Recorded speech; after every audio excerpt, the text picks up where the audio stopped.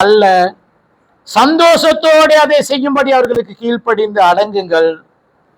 அவர்கள் துக்கத்தோடு அப்படி செய்தால் அது உங்களுக்கு பிரயோஜனமாய் இருக்க மாட்டாது. உங்க பாஸ்டர் உங்களை குறிச்சு துக்கப்பட்டார்னா உங்களுக்கு என்ன நடக்காது? எந்த பிரயோஜனமும் பலனுமே இருக்காது. நான் சொல்லல, கர்த்தருடைய வார்த்தையிலிருந்து ஆண்டவர் ஏவப்பட்டு எழுதப்பட்ட வார்த்தையில சொல்லப்பட்ட விஷயம்தான் இது. ஊழியக்காரர், நடத்துகிறவர், அவர் துக்கத்தோடு அல்ல, சந்தோஷத்தோடு அதை செய்யும்படிக்கு அவர்களுக்கு கீழ்ப்படிந்து அடங்குங்கள். சொல்லுவோம் தானே, அடக்கி வாசிங்க அப்படின்ட்டு. அந்த மாதிரி என்ன செய்யணும்னு கேட்டா, நடத்துகிற பாஸ்டருக்கு கீழ்ப்படிந்து என்ன செய்யணுமா? அடங்கி இருக்கணுமா? அடங்கி இருக்கணும்னா என்ன? பாஸ்டர் வந்து ஒரு ஓர்டர் ஒன்று இருக்கும்.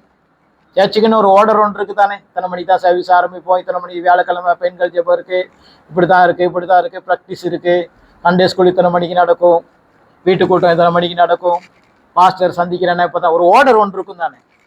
அந்த ஓர்டருக்கு எல்லாத்துக்கும் என்ன செய்யணும் கேட்டா, கீழ்ப்படிந்து அடங்கும். பாருங்க, சபைகள்ல புதிதாக வருகிற விசுவாசிகள் பாஸ்டரை கண்ட உடனே பிரைஸ் லார்ட் பாஸ்டர்,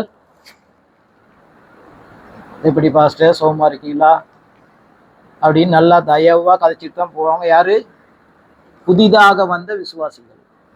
கொஞ்ச காலம் போனன்னு பழைய ஆளுகள் என்ன செய்வாங்க? பிரைஸ் லார்ட் பாஸ்டர்,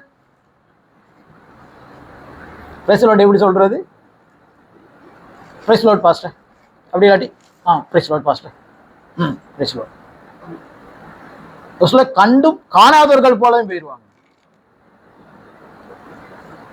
இதான் கீழ்ப்படிந்து அடங்குறது. அதான் கீழ்ப்படிந்து அடங்குறது. ஜனாதிபதியை விட உலகத்தில் இருக்கிற எல்லா உயர்ந்த பதவிகள் எல்லாத்திலையும் ஈடுபடுறவர்களை விட கர்த்தருடைய மனுஷன் வந்து மேலானவர். ஆமேன். ஏன்னா கர்த்தர் தான் என்ன செய்வாரு? அந்த பதவிக்கு, அந்த ஊழியத்துக்குன்னு ஆண்டவர் தான் என்ன செய்யறாரு? அவங்களை நியமிக்கிறார். நிறைய பேர் பாஸ்டர் வேலைக்கு வர்றதுக்கு சரியான ஆசை. ஆனா பாஸ்டர்மாருடைய ஆரம்ப ஊழியத்துக்கு வந்த பிறகு உள்ள சரித்திரத்தை எடுத்து பார்த்தா எவனுமே ஊழியத்துக்கு வர மாட்டான். எல்லாம் நினைச்சுக்கிற பாஸ்டருக்கு என்ன, அவரு போறாரு வாராரு, இருக்க தடிச்சுக்கிட்டும் வர்றாரு, அவருக்கு என்ன அப்படின்னு. ஆனா அவரு அந்த இடத்துக்கு வர்றதுக்கு எத்தனையோ பாதைகள் என்ன செஞ்சிருப்பாரு, கடந்து வந்திருப்பாரு. நீ பவுலை குறித்து நாங்க சொல்றோம். பவுல் வந்து புதிய ஏற்பாட்டுல அதிகமான நிருபங்களை, புத்தகத்தை, கடிதங்கள் எழுதினவர் தான் பவுல். சரியா நீங்க பைபிள்ல வாசிச்சு பாத்தீங்கன்னா இயேசுவை விட அதிகமான ஊழியங்களை பவுல் செஞ்சிருக்காரா இல்லையா? ஏன்னா இயேசு சொன்னார் யோவான் 14ஆம் அதிகாரத்துல, என்னை விசுவாசிக்கிறவன் என்னை விட பெரிய காரியங்களை செய்வான்னு சொல்லி. ஆனா இந்த பவுலுக்கு எந்த நேரமும் ஒரு முள்ளு ஒண்ணு இருந்துச்சு. 2 கொரிந்தியர் 12ஆம் அதிகாரத்துல நீங்க வாசிச்சு பாத்தீங்கன்னா, பவுல் வந்து 3 முறை ஆண்டவர்கிட்ட கேட்கிறாரு, ஆண்டவரே, ஏன் ஆண்டவரே எனக்கு இந்த உபத்திரவம், ஏன் ஆண்டவரே எனக்கு இந்த பிரச்சனை, எனக்கு ஏன் ஆண்டவரே இந்த கண்ணீர், எனக்கு ஏன் இந்த கவலை, இதை என்னை விட்டு எடுத்து போடுங்க, இல்லாம ஆக்குங்கன்னு ஆண்டவர்கிட்ட கேட்கிறார் 3 முறை. 2 கொரிந்தியர் 12ஆம் அதிகாரத்துல வாசிச்சு பாருங்க. ஆனா ஆண்டவர் என்ன சொல்றாரு? பதில் வாசிங்க பாபு. இதை அப்படியே வச்சுக்கிட்டு 2 கொரிந்தியர் 12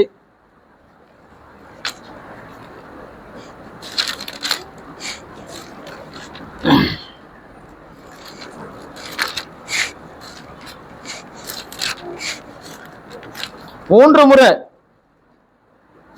உட்காந்து ஆண்டவருடைய சமூகத்துல உட்காந்து ஜெபம் பண்ணி பவுல் வந்து ஆண்டவர்கிட்ட கேட்கிறாரு, ஆண்டவர் எனக்கு இதை நீங்க என்னை விட்டு எடுத்துருங்க ஆண்டவரே.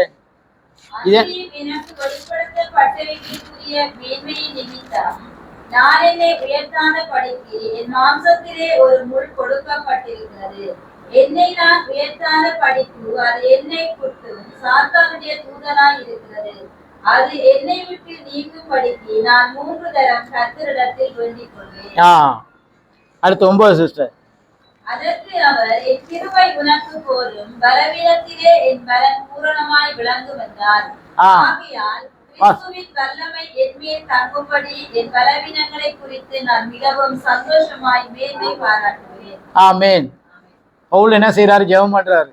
ஏன் ஆண்டவரே எனக்கு இந்த பாடு, எனக்கு ஏன் இந்த உபத்திரம், எனக்கு ஏன் இந்த கண்ணீர், எனக்கு ஏன் ஆண்டவரே இந்த காரியம், இதை விட்டு ஆண்டவரே என்னை விட்டு இது என்னை விட்டு எடுத்துருங்க ஆண்டவரே அப்படின்னு.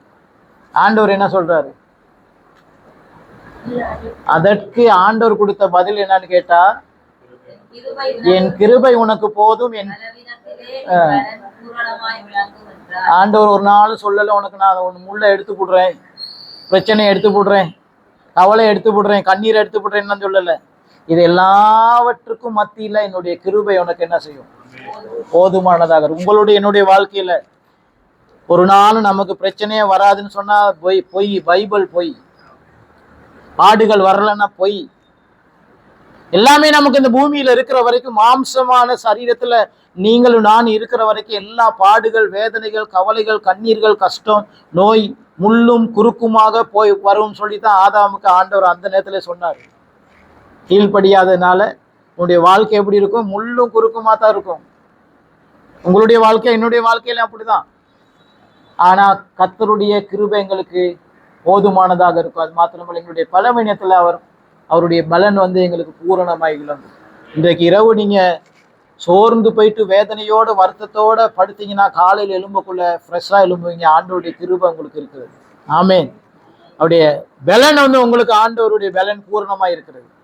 அப்ப என்ன நான் சொல்ல வரேன்னு கேட்டா, பாஸ்டர் அவர் என்ன செய்யறாருன்னு கேட்டா, விழித்திருக்கிறாரு. அவரை சந்தோஷத்தோடு, அவருக்கும் பாடுகள் இருக்கு. பாஸ்டர் ஆகிறேன்னா இல்லை ஈஸி, நான் முதல்ல சொன்ன மாதிரி. ஆனா அவர் நிறைய பாடுகள் எல்லாவற்றையும் கடந்து வந்துதான் பாஸ்டரா இருப்பாரு. இப்ப இருக்கிற சூழ்நிலைக்கெல்லாம் அவருக்கு பின்னுக்கு ஒரு பேக்ரவுண்ட் ஒன்று இருக்கும். எல்லாவற்றையும் அனுமதித்து தான் அவர் அந்த இடத்துக்கு வந்திருக்காரு. ஆனா இன்னமும் அவருக்கு பாடுகள் இருக்கு, வேதனை இருக்கு, கவலை இருக்கு, கண்ணீர் இருக்கு, கஷ்டம் இருக்கு, தேவைகள் இருக்கு, விசேஷமா பற்றாக்குறைகள் இருக்கு. அல்லேலூயா, இருக்கா இல்லையா? ஆனாலும்